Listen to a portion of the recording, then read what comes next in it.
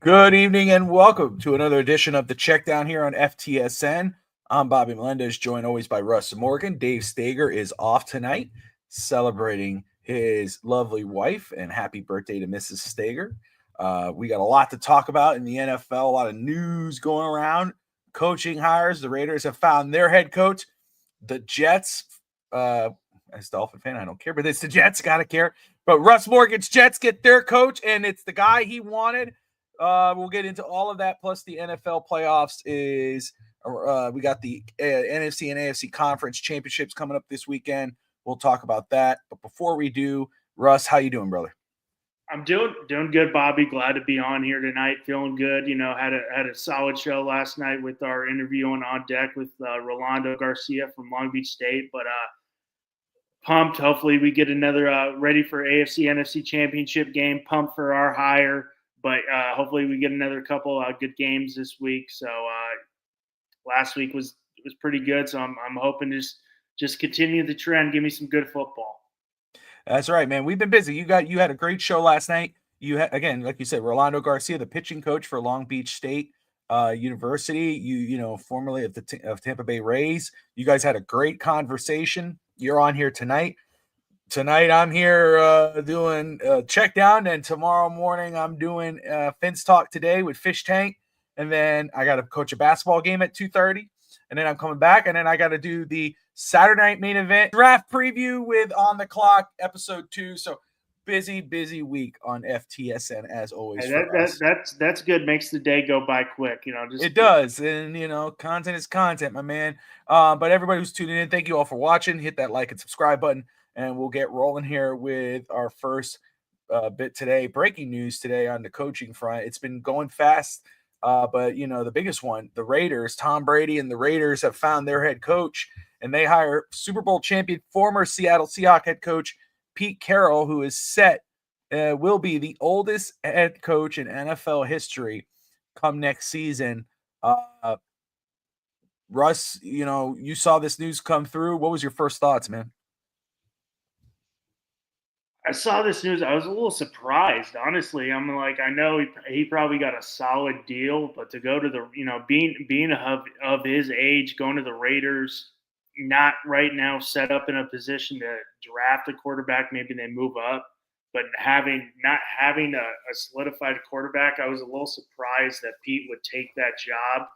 But at the other end, I'm not surprised because this guy's just a football junkie. So he was probably bored out of his mind. Like, I'm just ready to get back out there and mix it up. We've all seen the practices of him in Seattle. He likes to get out there and mix it up with the football players. So I'm sure he was like, I'm ready to get back. He got this opportunity, took it. But I was surprised just because of the not having a solidified quarterback on the roster so far. I agree. I love that answer and the word surprised. I'm not surprised that he got a job. I don't hate it. I love it. I think the NFL is better with Pete Carroll on the sideline. I hate it when he retired, even though I know his age. But I was surprised it was the Raiders. You would figure he would go to some team maybe like the Jacksonville Jaguars and somewhere where maybe there's a quarterback kind of in place. But the more I think about it, the more I think that Tom Brady and Mark Davis and now Pete Carroll have something up their sleeve in regards of they're not going to be a rebuilding team. They're going to be an aggressive team, maybe in free agency. Also in the draft with their draft pick, like you said, possibly moving up, maybe go and get one of those quarterbacks. Or Russell Wilson is a free agent in Pittsburgh. Do they go bring him in? He's familiar, obviously, with Pete Carroll and do that.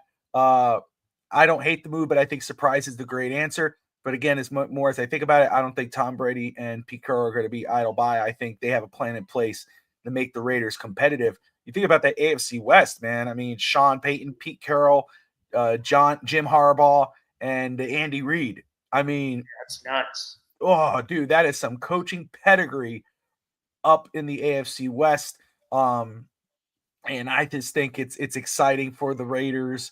When I saw it, I'm a Dolphins fan. You're a Jets fan, but we're covering the whole NFL. But I was excited just to see Pete Carroll get an opportunity again. I really look forward to seeing him on the sideline next year. I wish it was with a team like the Dolphins, even though we haven't, obviously we got Mike McDaniel still, but I would not have hated a Pete Carroll with Miami. But obviously they have to have a plan in place because he is the oldest coach coming in next year.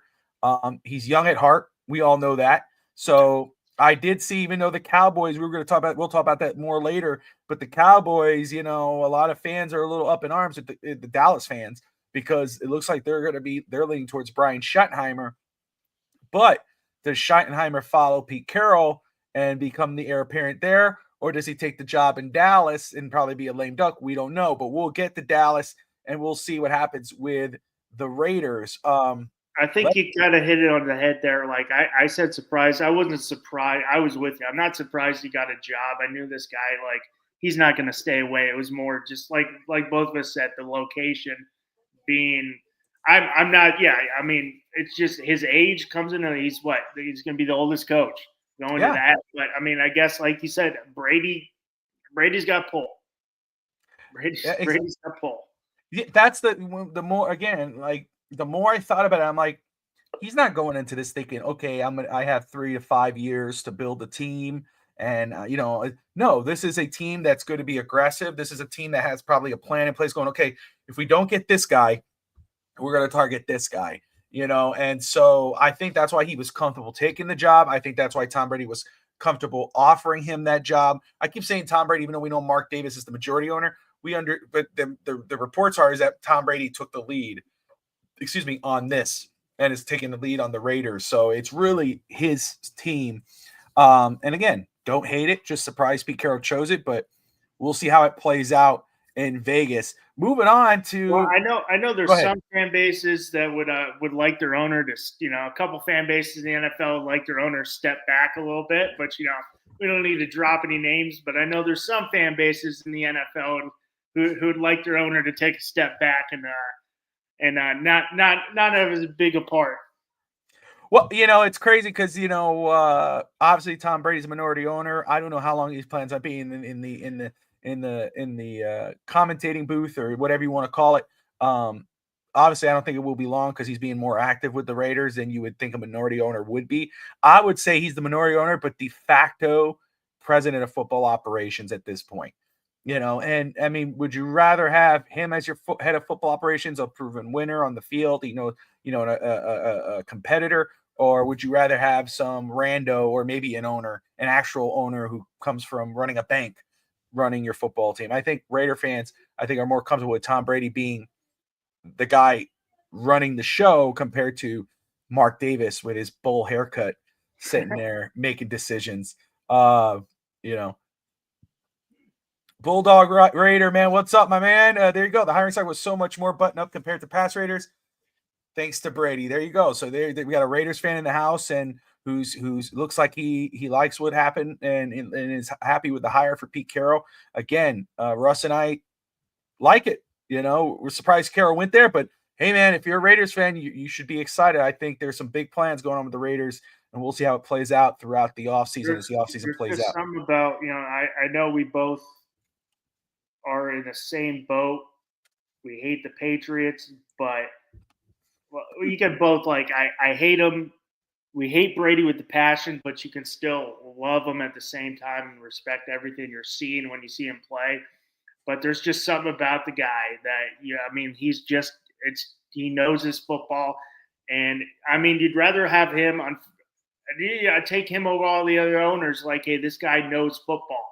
These owners, they might say they know football, but you don't have a guy who's played it for, since he was 21, playing in the NFL till 45, playing 23 years in the NFL. So, he knows something that we don't know, and everything turn out to be gold. Honestly, I think this, the Bears got their coach. They got the quote unquote crown gem of the hiring cycle and Ben Johnson. This, in regards, to some people, I don't think that was the case. Again, if you were telling me which coordinator out of the two, I would have gone with Aaron Glenn over Ben Johnson. That's just me personally, even though I'm not hating on Ben. This is me. But if you were to tell me between any of these coaches, if Pete Carroll's available, I'm banging the table for Pete Carroll, a proven winner. The players love him. He's, he may be the oldest coach in NFL history now, but he's young at heart, and again, he's not going in there to build a team long term. That he's going in there to win, and players respond to that, and so it's going to be an exciting time for the Las Vegas Raiders. At least I think. Yeah. Hopefully not as better as the Dolphins, and I'm sure for you as the Jets, but still, I think it's going to be exciting for the Raiders, especially with this new hire. Now, staying in the AFC, but going instead of west to the south, let's talk about the worst team in football, the Tennessee Titans. They got the first pick in the draft. They got their GM, Mike Berganzi, who's been with the Kansas City Chiefs, I think, for 20 plus years. I was just, for me as a Dolphins fan, I was like, hey, if Miami fires Chris Grier, this is one of the guys that I would absolutely be interested in because of what he's done and what he's learned and what he's been a part of in Kansas City. The Titans do that. They keep Brian Callahan in place, which is fine. I'm sure the GM was cool with it if he took the job there, but they got the number one pick, and a lot of people expected them to go quarterback.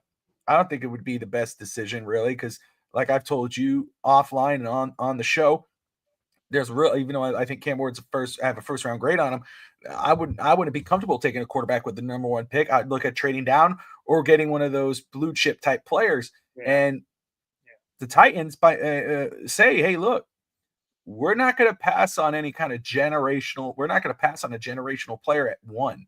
And, the more you think about that, is any of those quarterbacks, the two, Shadir Sanders or Cam Ward, a generational player, and for me, I don't think so. I don't think, even though Shadir Sanders says that he's a generational player, but that's okay. He, that's good for him. Build your self-confidence.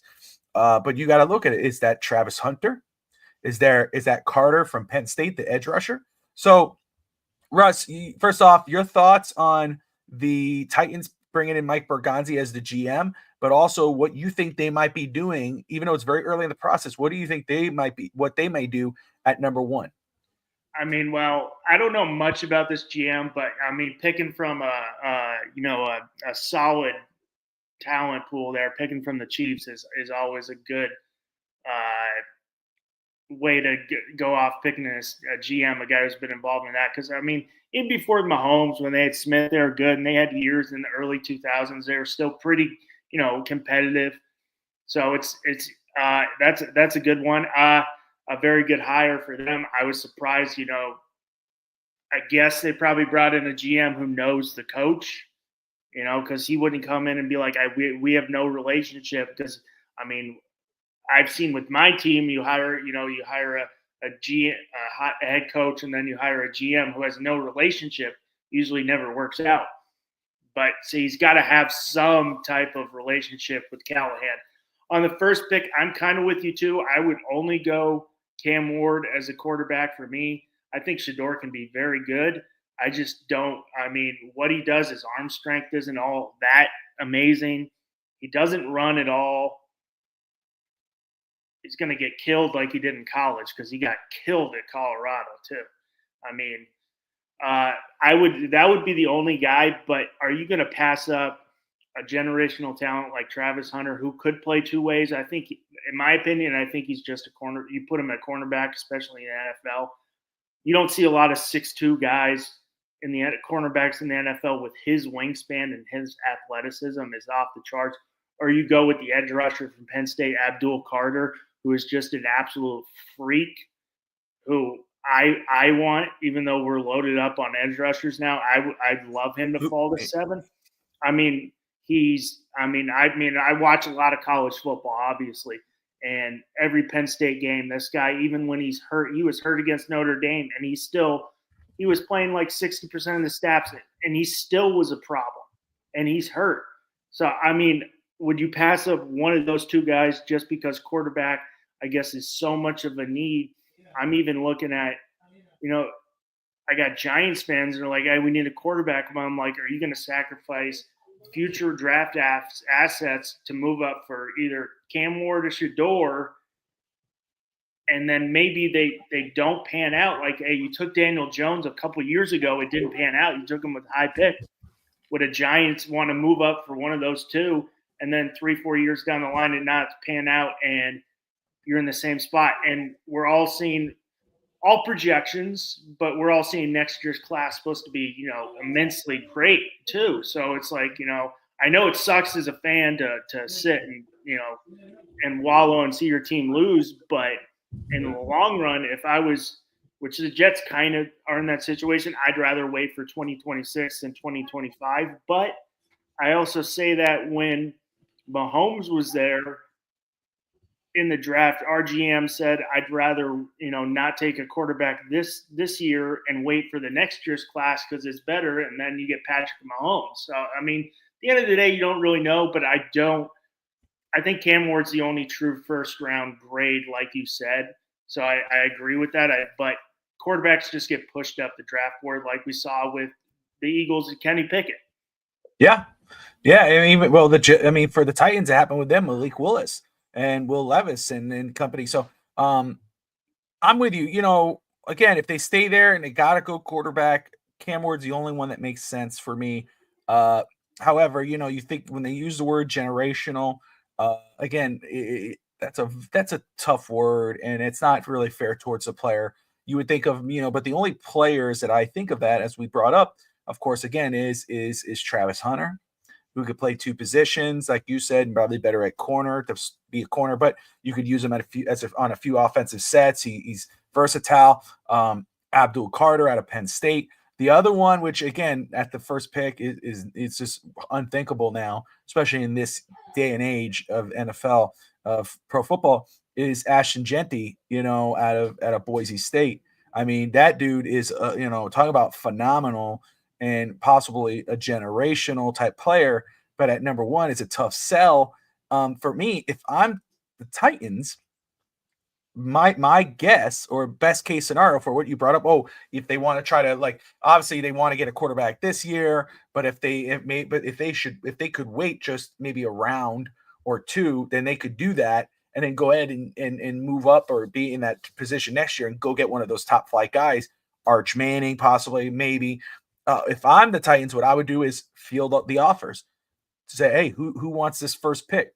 Don't move too far down, because let's say I don't know what the Giants have. I don't have it in front of me, but the Giants have like the fifth pick. Three. Okay. So the Giants at 3, whoever's at 5, stay in that vicinity, trade down to 3 or 5, snag a Travis Hunter or an Abdul Carter or whatever, and you have all those additional picks later in the in the second, third round, maybe a second rounder next year or additional, and then you go ahead in the second round. If you go get Abdul Carter, Travis Hunter, or Ashton Genty with one of those top 10 picks, then in the second round, whoever's still sitting there, or maybe in the third round, whether it's Quinn Ewers or Jalen Milroe or whomever, you do that.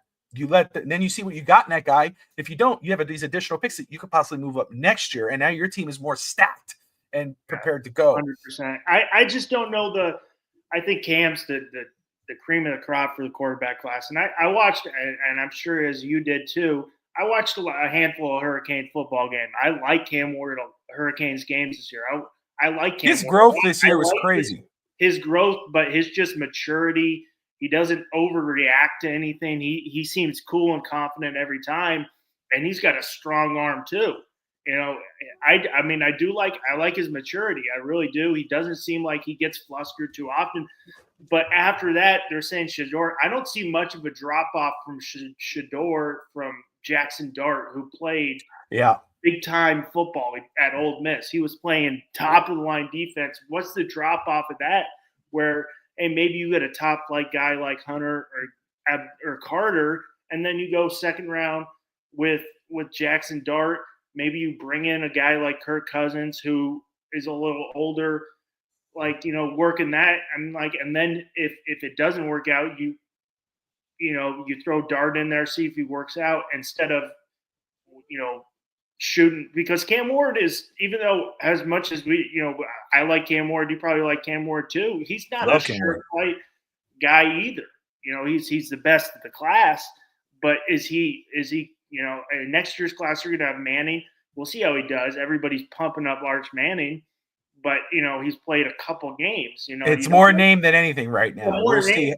I think it'll be great. I mean, if you got Peyton and Eli and Cooper, who's your father in your back, and Arch, Your grandfather, yeah. You got a pretty good, That pedigree's legit, no doubt, but he has to show up. In your ear. But I mean, next year you got Klubnik, you got Nussbaur, you got Lenore Sellers.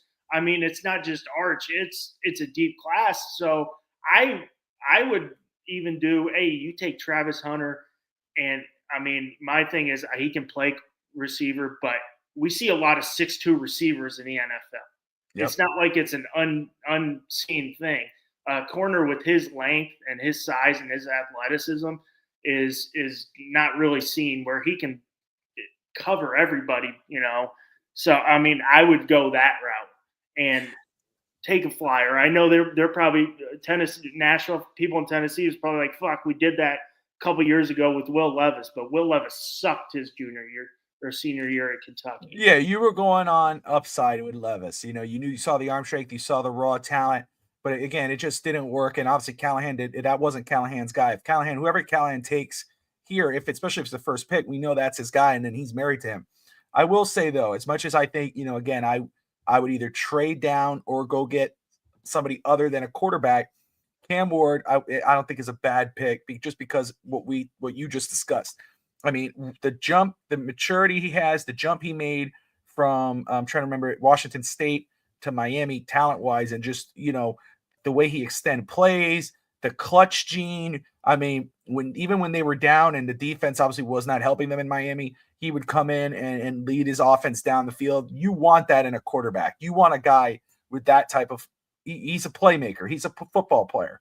You don't get that right now with Shadir Sanders, at least in my opinion.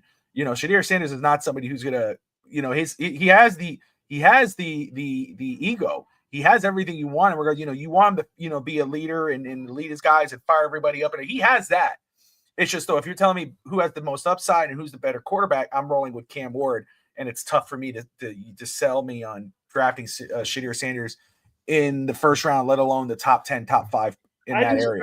I also want to see how is Shedeur going to react when he doesn't get his way, when he's not at Colorado and his father isn't the coach. That's going to be huge, for sure. How is he going to react that way? Is he going to be like, all right, I got to step my game up and work harder? I'm going to be rooting for him. I want him to, all of them, obviously, but I would love to see him grow out of his dad's shadow and light it up and be everything, they're promoting him to be. But that's a question I think that you just brought up that most GMs are going to ask themselves. What is he going to do outside of his father's shadow? Without his father back, because he obviously in Jackson State and now in Colorado, he's always been with his father. What does he do after that? And again, what quote unquote, just saying it, this is probably the wrong word, but what politics is going to be played on draft night? If a team calls Cleveland or whomever and they say, hey, we're going to take you, and his dad gets on, no, you can't take him. We're waiting for this team.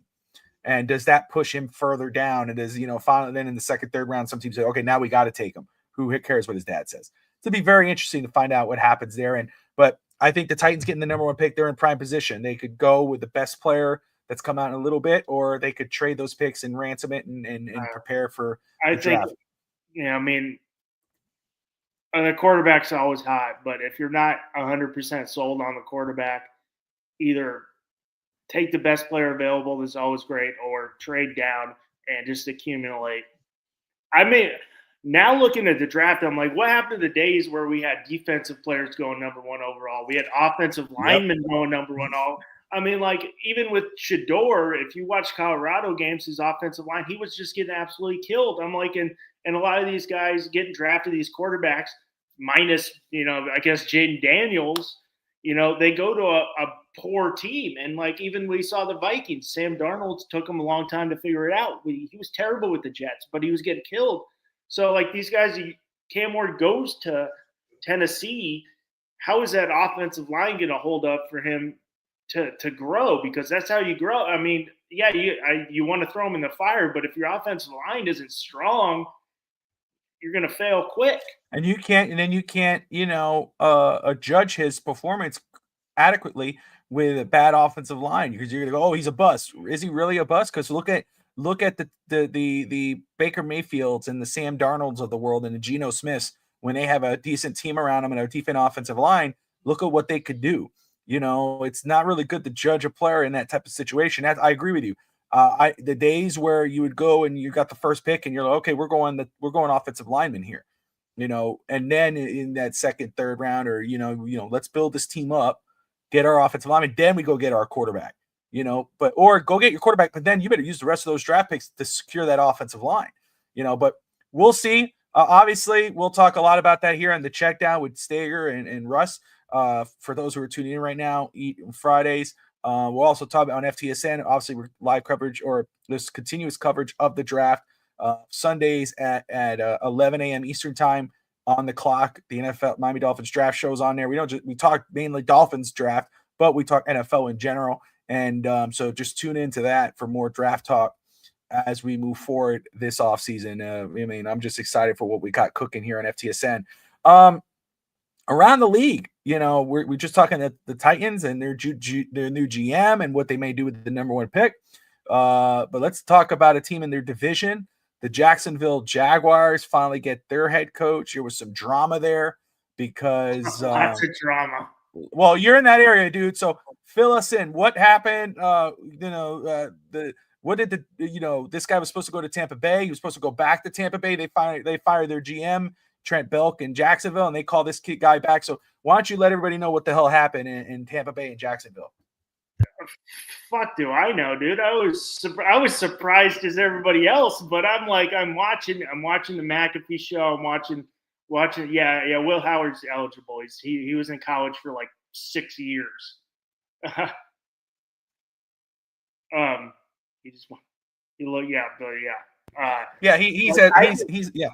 Yeah, I wouldn't take Will Howard to save my life. Not that talk about a guy who got in a really good situation. That was Will Howard for sure. Because minus the $20 million they spent on players, they had Ohio State had a really good veteran roster. I like a guy I see in the draft would be like Kyle McCord. I've heard a lot about Kyle McCord. I'm going to watch more of him. Yeah, that's a guy. When I looked at Will Howard, I was watching his film a week ago, and I just did not like what I saw. But I'll go back. I try to watch him multiple times throughout the offseason, Russ. But McCord, I've heard a lot about him. I'll watch more of him. Just very quick. So Liam Cohen, who was the Buccaneers offensive coordinator. We know what the Buccaneers, I believe, were the number one offense in football. He interviewed originally, or was going to interview with the Jacksonville Jaguars, but then he pulled out because Trent Belk was still the GM. He was set to sign. He had agreed, but did not sign. But he had agreed to become the richest offensive coordinator in football with the Buccaneers. He was set to return with the Buccaneers as the highest paid offensive coordinator. The ownership in Jacksonville, they end up firing Trent Belk, which must be very awkward, but he shouldn't have stayed there in the first place. But they end up firing him, and they call Cohen back, and they say, wait, did you sign the deal? No. Can you turn around? Can we talk to you now? He goes back, supposedly tells everybody, hey, my kid is sick. Maybe it is. Not saying it's not. Kid is sick, but he did tell the head coach there in Tampa Bay. I'm losing my mind now. What the coach is. Thank you, Coach Bowles. He tells him, hey, there's something going on in Jacksonville. So I guess there is a little bit of truth that he did kind of reference. Ended up, they tried to get a hold of him, couldn't get a hold of him. He signs and becomes the head coach in Jacksonville. So it was all over social media. Yeah, it was wild this morning, Bobby. It was definitely wild this morning. See, just watching, like First Take and Get Up and the McAfee show. It was wild with all that news. I'm like, Tampa Bay's pissed. Why are you pissed? I know he said he's going to come back. He hadn't signed, like you referenced, so he hadn't put pen to paper. I'm like, you got to take the opportunity when it comes. There's only 32 jobs in the NFL of the top job in the NFL. Like, come on. I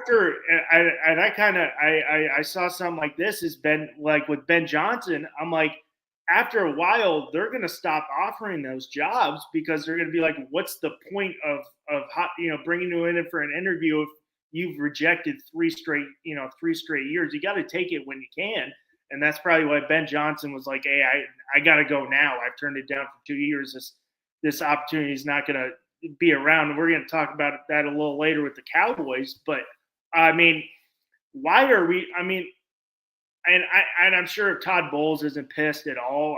I'm sure he's happy for him because I know, Bowles being a, guy who's with the Jets, knowing him, he's probably very happy for him. But, I mean, you got to take the opportunity when it's presented. Like you said, there's 32 teams. After a while, these jobs won't be available if you're going to keep on rejecting them. So, hey, good for him. He coached the number one off. Yeah. He coached number number one offensive football. He was, who was thought of a generational talent when he was coming out of the draft. And, now good for him that's going to help him out because you see what he did with Baker in Tampa Bay. After, Baker coming in his first year, they're like, hey, you're just be a bridge. And now, he looks like he's the franchise guy in Tampa Bay. I agree. Again, I agree with you. I know, I can understand fans being upset that they've lost a guy that turned their offense around. I don't understand how you're upset with him. I can understand being upset with the situation. Go, damn, dude, we just lost a great coach. But I don't know how you could hold a grudge against him. I mean, again, this is an opportunity that he didn't sign the paperwork. And the truth be told, in this type of environment, in this type of situation, especially in the NFL, whatever, you could sign a deal today and get fired tomorrow. So why can't a guy just say? I mean, I can understand honoring your contract. I'm not saying for someone to sign a contract and then ignore it, but what I'm saying is that if he didn't sign the deal, why hate on him? He has an opportunity to go be a coach of one of the 32 teams in the NFL, and like you said, what he did with Baker Mayfield. He has an opportunity now to show that he could do that with Trevor Lawrence, who, as you brought up, was called that generational type quarterback, the next Peyton Manning, Andrew Luck type guy. He hasn't lived up to those expectations. So, honestly, the more I think about it, I think this is a better hire, or it's going to end up being a better hire than the one in Chicago. I have a sneaking suspicion that even though I'm not hating on Ben Johnson, I just feel Cohen is going to have a better run in Jacksonville than Ben Johnson is going to have in Chicago. I have a feeling watching him in Chicago when the first president, just the feel of it, kind of like, but seeing what Cohen and what just happened here, obviously Cohen has to live up to expectations now. The world's watching. Yeah. You had this situation. Everybody has an opinion on it. They're going to look and go, dude, did you just, are you worth it? And I think he is. And I think it's a good hire for Jacksonville, and the Bucks will be just fine. You brought up Dallas, man. Dallas, they let Mike McCarthy be a free agent. He is one of the finalists, I believe, in New Orleans. We'll see how that plays out. Anthony Weaver, defensive coordinator for the Dolphins, is also a finalist there. But Dallas, a lot of people were upset because they waited a while before they decided not to move on from Mike McCarthy. People are waiting. Hey man, when are you going to set up these interviews? What are they going to do? What are they going to do? Lo and behold, hey man, they're not looking too far. They're interested in Brian Schottenheimer to be their head football coach.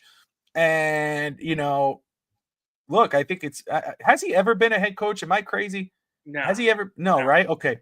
Offensive coordinator. Yeah, I know he's always been rumored. This is go for it, Dallas. This is what I'm just.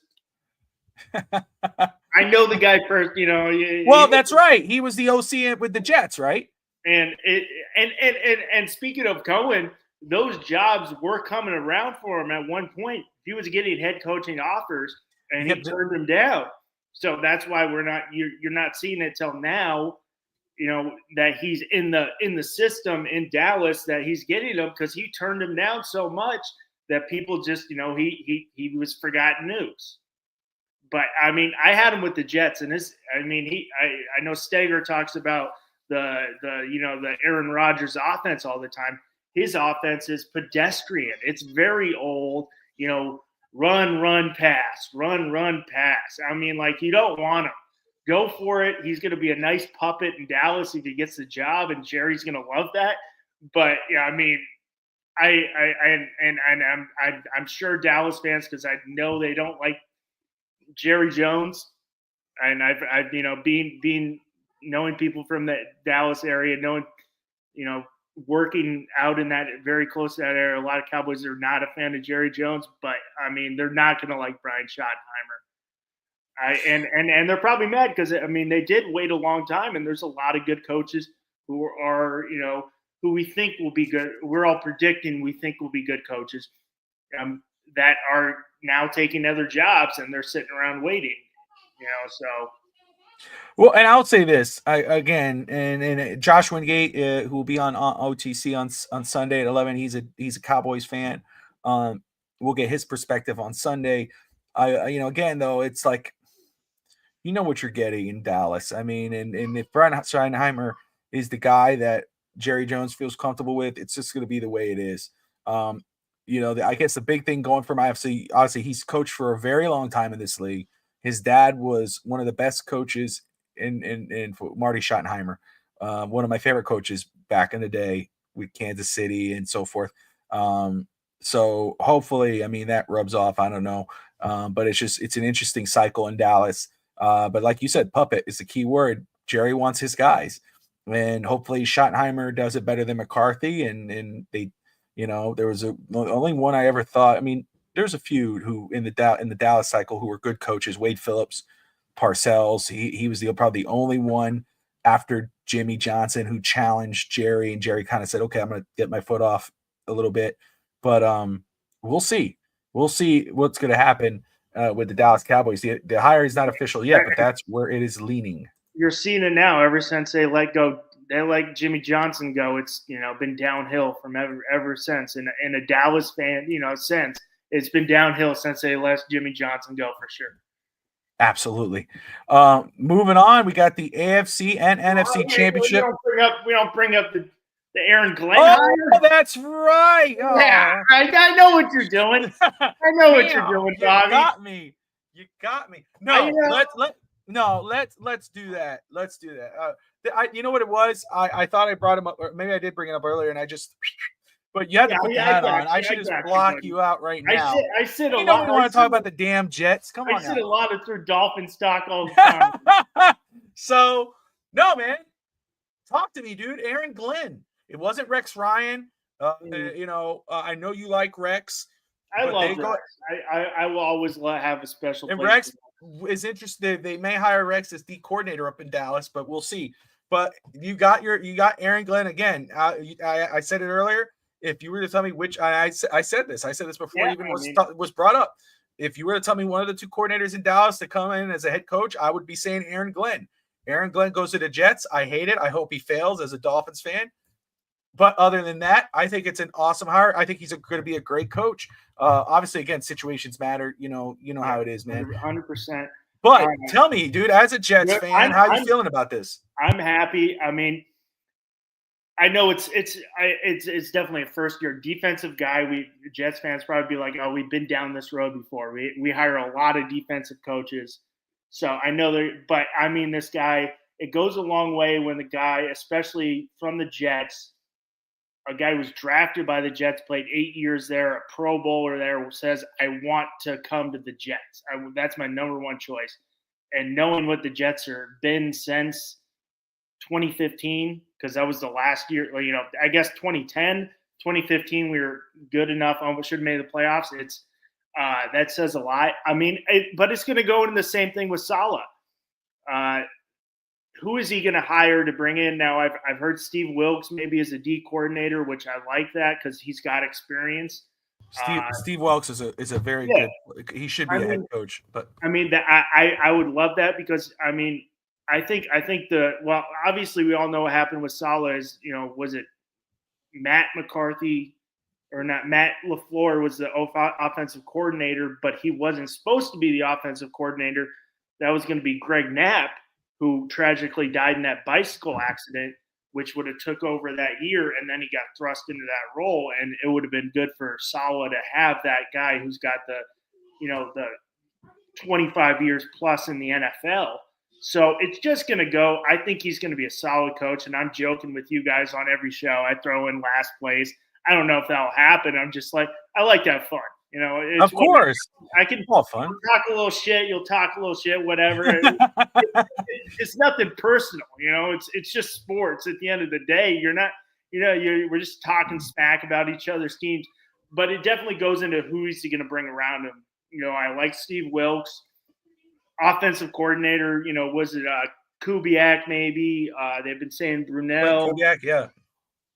They've been saying the guy from the passing game coordinator from the Rams, but I think Wilkes, I like that one just because he's got experience. Because, I mean, as great as I think he's going to be, he is a first-year head coach, and you don't see a lot of first-year head coaches end up, getting past that first contract. So, it definitely changed my, I wanted him, and then when you said I don't want him on the Jets, I'm like, oh, a Dolphins fan is really saying, I love this guy and I don't want him on the Jets. I'm like, yeah, F you Dolphins fans. I want Aaron Glenn. It sold me that much more. But I mean, it definitely, when he said, I want to be a Jet, I'm a Jet. I want to go back. I want that job. Knowing what the Jets have been, that goes a long way for me. Well, I will say, just taking the Jets out of the equation, or at least their name. But when you have a guy, like you just said, who he's played for that team. It's the same thing with Rex Ryan. When Rex Ryan's like, I love that organization. I want to go back and coach that organization. You got to love that as a fan or feel better about it. But also because that guy's going to put the work in when he gets there. But for Aaron Glenn, a former player, he's played for that organization. He says he wants to be a part of that organization. Not only especially with what's going on there with the cloud and Aaron Rodgers and whatever, the dark cloud and everything. We'll see what happens. We'll see what goes on there, but damn well Aaron's not running over him. Aaron's not going to be. I think that's the positive where they tried with just basically Aaron, give him the reins. It didn't work out. Now he's like, hey, if you want to come back, we're doing it my way. 100%. But what I'm saying, what I was going to say, what's great for, just that organization is having a guy he's a successful coordinator. He was a part of a successful organization and with the lines of what he's done there, the turnaround there, to come in there with a no nonsense attitude, to talk about that type of Glenn Kubiak or Steve Wilkes. Those are not those are not easy names. Those are real deal guys, and to get them on your staff, that speaks volumes. I hate to say it as a Miami Dolphins fan, but that's an ingredients for a big turnaround. Again, who's your QB? Yeah. But they have the foundation with young pieces there, that the right coach in place. It's just again, not saying this will be the case, because maybe hey, what the coach says, the owner says, let me just take a step back and let this guy run this team. And obviously, it's not confirmed yet, but they may have I'm forgetting his name now. The guy from the Broncos might be the new GM there. But what's interesting is they waited on the GM after the coach. So if whoever they hire as GM, we know that Aaron Glenn is cool with it and they're going to work together. They did say he was going to have a hand in that. So the GM, if they end up hiring this guy, they have a relationship, which is is very important. The Jets seem to like to do it that wrong way, but exactly. Obviously, like, hey, he's in Denver a long time, so he's obviously got that. But seeing that interview with Aaron Glenn, I'm like, I like what he's saying. I can't remember what he said. He's like, if you don't do this, you better just leave. Like, he said something. I can't remember. He was like, we got three things. And the second thing, he's like, if you don't play this way, just you're traded. Go to another team. Well, I'll tell you, man, even before he was hired, I watched he was still with the Lions, but I watched one of his interviews when he talked about sitting down with players and watching film and them coming to his house and watching film together and work, not going off on them, but working with them. And again, to me, being a coach or being a player, a former player in that type of capacity is huge, because what your guys are going through. You could speak on their level. Nobody's gonna talk to you, man. You don't know what it is. You've never been a player. No, I've been a player at the highest level, and I was a player here in this organization. So, again, I hate it. I hope I hope he fails and then he gets another job and he's successful. But just being totally trying to do my best unbiased, because I hate the Jets as much as you hate the Dolphins. I think it's a great. I think it's a great I think it has a very good chance to be the best hire. I like you said, I think, I don't want to throw it at him. Everybody's like, oh, he's Dan Campbell 2.0. I'm like, don't do that. Yeah. Okay, don't let's. That's not fair. Yeah. Don't do that. He might be like Dan Campbell, but Dan Campbell's one of the best coaches in the NFL.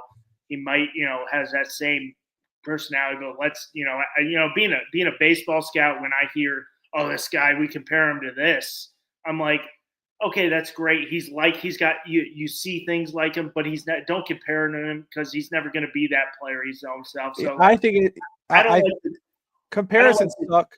I get it. Like if you go, oh, I'm not comparing him to be as great as this guy, but comparing him in regards of the way he plays. Like, hey man, he's similar to this guy or coaches the way he coaches. But when you use those names, like, oh, he's the next Dan Campbell. No, don't do that.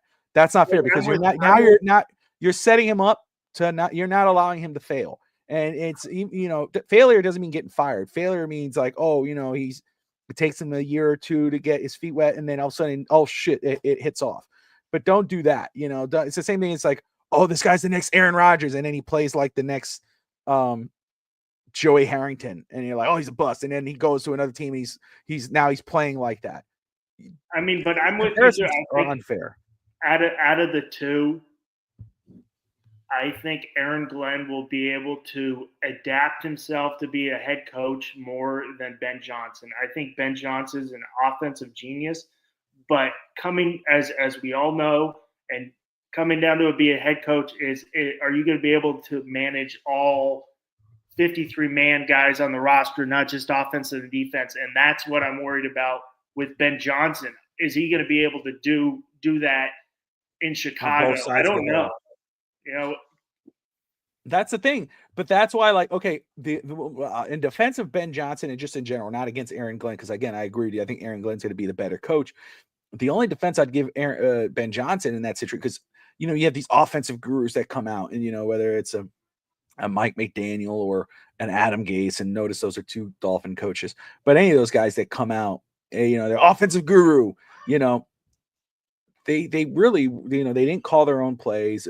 Adam Gase had Peyton Manning in Denver, and Mike McDaniel had Kyle Shanahan calling plays, but Ben Johnson was calling plays in Detroit.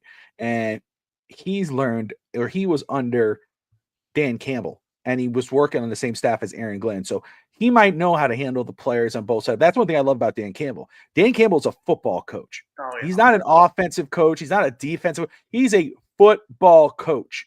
I mean, talk about a football player. That guy is just absolutely nuts. And the first thing he said in his interview, I'm gonna bite kneecaps. I'm like, this guy is just crazy. But I know when people are like, "Oh, what a weirdo," I was like, "Dude, this is you. Do you want a guy who's like, I'm gonna go in there and bite kneecaps, and I'm gonna you want this, or do you want this guy? Yeah, or this, or this eyeballs this big guy on your right. Look, guy on your right.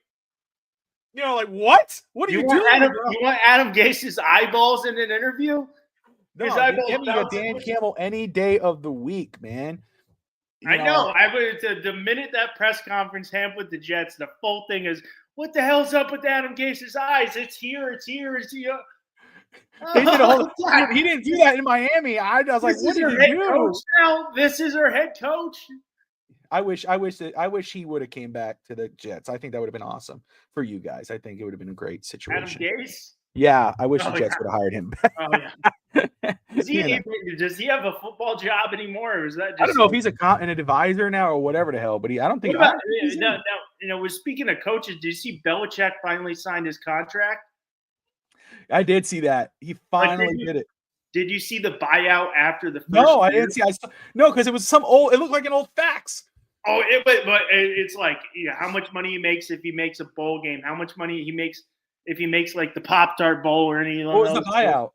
The buyout is $10 million the first year, and then after 25, it goes to $1 million. Oh my gosh! So after year one, he's literally setting up his son like, all right, I do my 1 year. I'm out. I'm going back to the NFL. Yeah, I was like, I saw that. I'm like, all right, well, we only don't touch him this year. Next year, we only got to pay $1 million to leave. Go for it. But the stipulations were like this long. It's like, hey, you make a New Year, a top tier bowl game, you get $775,000. You make the playoffs, you're getting this much. You get this. It's like, geez, they're just loading up Belichick. Oh, that's probably what they did. They're like, okay, here's the base, but you'll get all of this if you come to North Carolina. Okay, it makes sense now. 1 year, really, it's a 1 year with options. Oh, yeah. It's a 1 year and $1 million op. No one's going to touch him now, but next year, be like, all right, I'll bide my time. If he does good, someone's going to grab him. If he flops and looks like a bust, no one's going to touch him. And then he just stays there. throughout, wherever his remainder of his contract is with his high school girlfriend. Oops.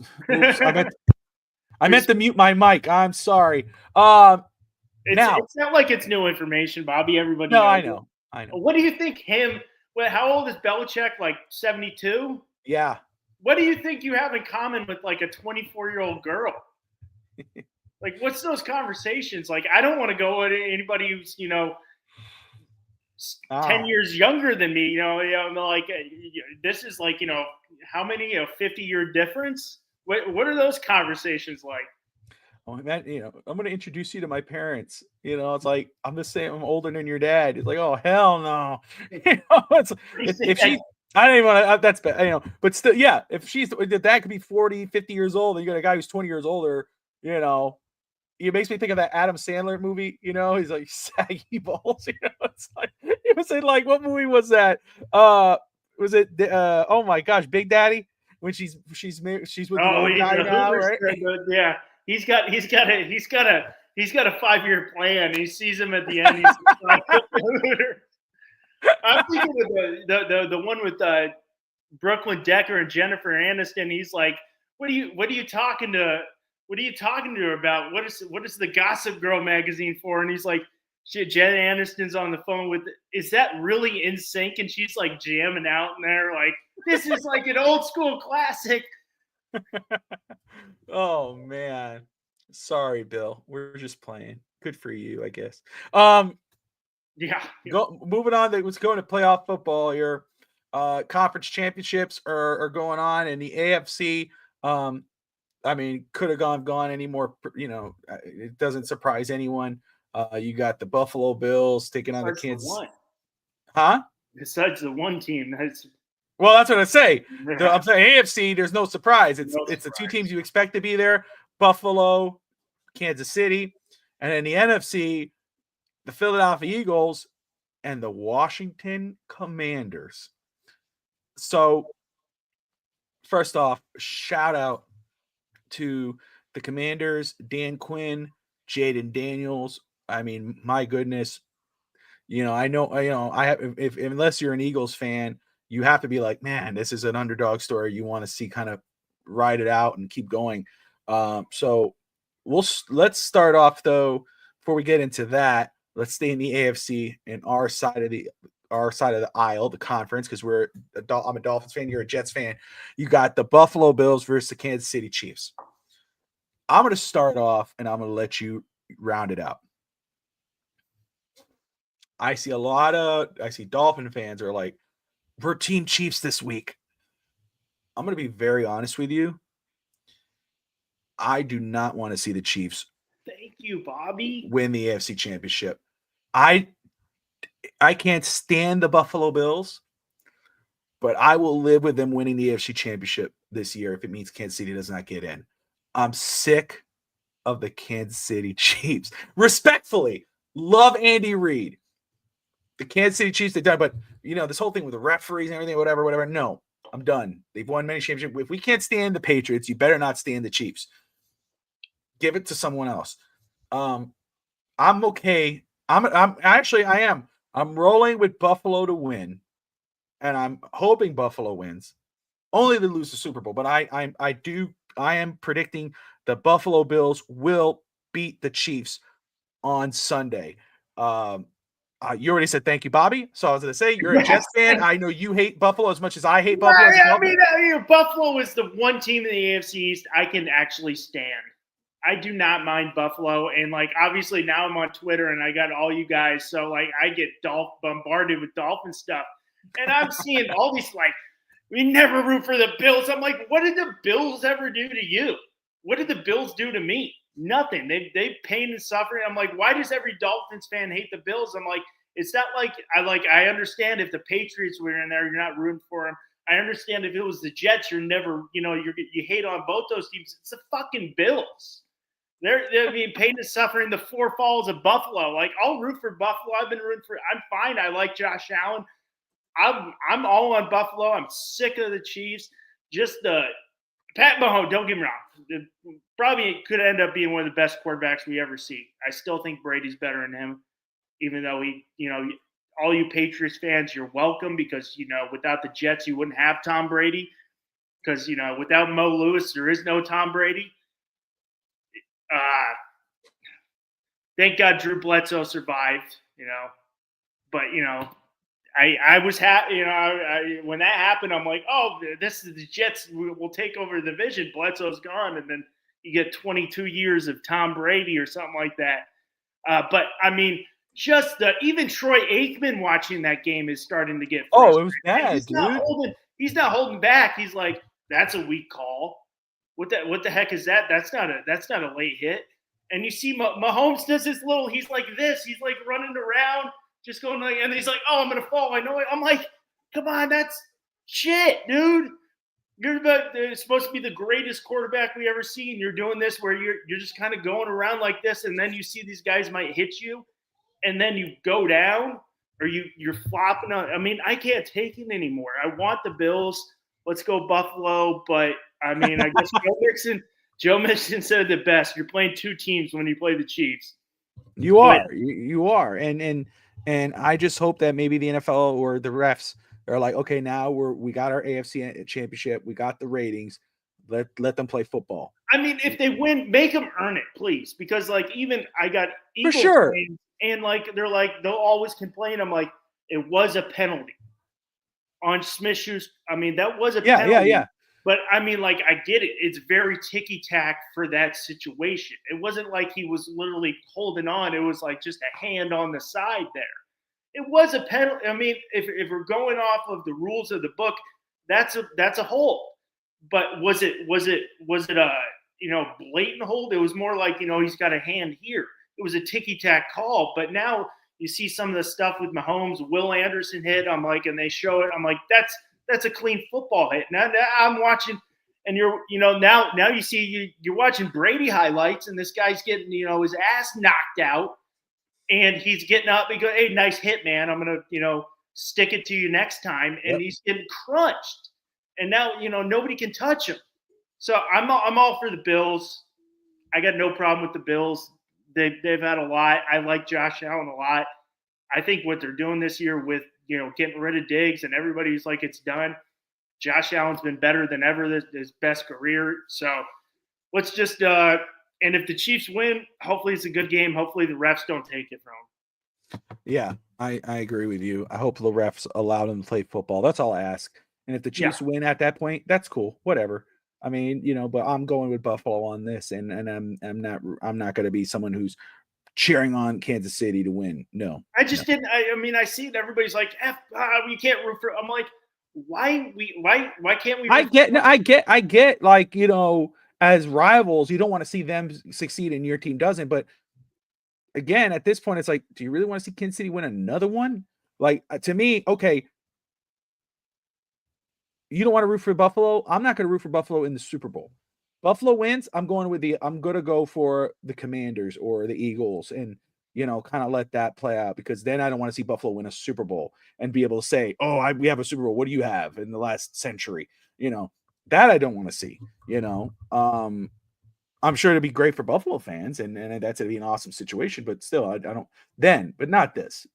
I'm going with Buffalo. NFC Championship game.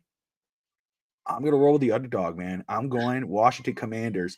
Jaden Daniel and the Commanders, I think, are going to upset the Eagles and go to the Super Bowl to continue their Cinderella story. Tell me why I'm wrong. I don't think you're wrong. Oh. I thought it was the only one going to say, I'm going Commanders. I think Jaden Daniels got something special. They hit a home run. You got Dan Quinn. I think the injury to Jalen Hurts definitely plays a factor. Dan Quinn, defensive genius. Yep. Their passing, A.J. Brown has been non-existent in the passing game. I mean, besides Goddard and Smith a little bit, it's non-existent. It's going to come down to Saquon. That's true. It will come to Saquon because Saquon literally was him against the Rams. I think this is the time. We've been seeing the Eagles flirt with it, and I think the Commanders get it. Now, do I think people probably want, and the NFL want the Commanders to win? Probably not, because that would not be a high-rating game if it was Commanders-Chiefs, Commanders-Bills. but I think this is the time. I think Jaden Daniels is phenomenal, and I will first and foremost say I was not high on Jaden Daniels coming out of the draft. I was like, this guy, I did not think he had it. 100%, I was wrong. The guy looks phenomenal. But I think those injuries they have, Juergens has been missing practice week 2, which will be big. Hurts being hurt. It's kind of funny. But I mean that the passing game's non-existent, so you're gonna have to stop Saquon. I think Saquon, it won't happen. I think Saquon should be the MVP. And my other thing, they put out the MVP list. I get it. We got to do it the regular season, but why does it have to be just the best player? Why can't this MVP? Why can't we throw in playoffs? Because I see this MVP list. I'm like, hey, if I'm the best player in the NFL, if I'm the most valuable player, my team should win. My team should be a winner. So it should be decided after the AFC or the NFC championship game. It should be after the championships. Because then they'll be like, I was the best player on one of the best teams. I was the reason my team's winning and making it this far, not just like, hey, I'm great. But I mean, I know it's an individual award. So and I agree with you. I think Saquon Barkley should be the league MVP. What he's done with Philly, what he's done, and the way, like you said, he dominated that game last week. This will be a huge game for him on Sunday.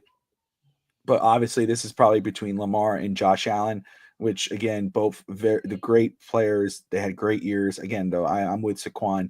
But I have to ask you, if it's between Lamar and Josh Allen, who's your pick? Josh Allen. Josh Allen, I'm with you. I think it's Josh Allen.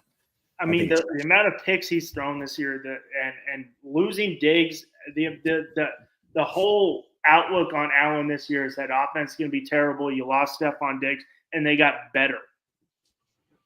Yeah. So I mean, I think I would love Saquon to win.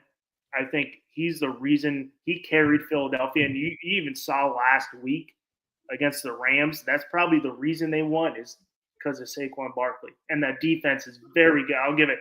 Philadelphia's defense is phenomenal. So Raphael has it. He's a Dolphins fan, but he's going with Kansas City. But he says he thinks that Kansas City will win and will face Philly, and Philly defeats Kansas City in the Super Bowl. Cool.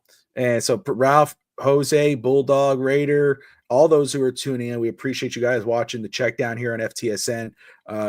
Russ and I both have it. Buffalo Bills and Washington Commanders winning their respective games and going on to the Super Bowl to finish out this NFL season. Rush, before we wrap it up, man, any final thoughts?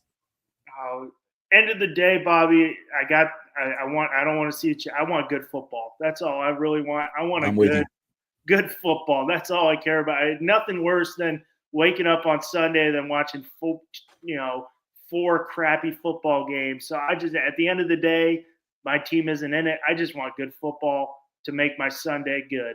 That's right. I'm with you, my man. So guys, again, AFC Championship, NFC Championship on Sunday. I think the NFC Championship starts first. It's 2 p.m. on Sunday, and then I think 5:30 is maybe it's 3 and 6:30. I don't know. I may have 3:30 and 6:30. Yeah, so I'm seeing Central Time, guys. So I'm sorry.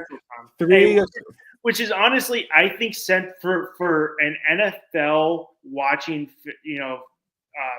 fan. Central Time Zone is the best time zone to watch football. Hands down. Sunday Night Football comes on here. It's 8:15, 8:30, and by the time it's the second half, it's already 10:30.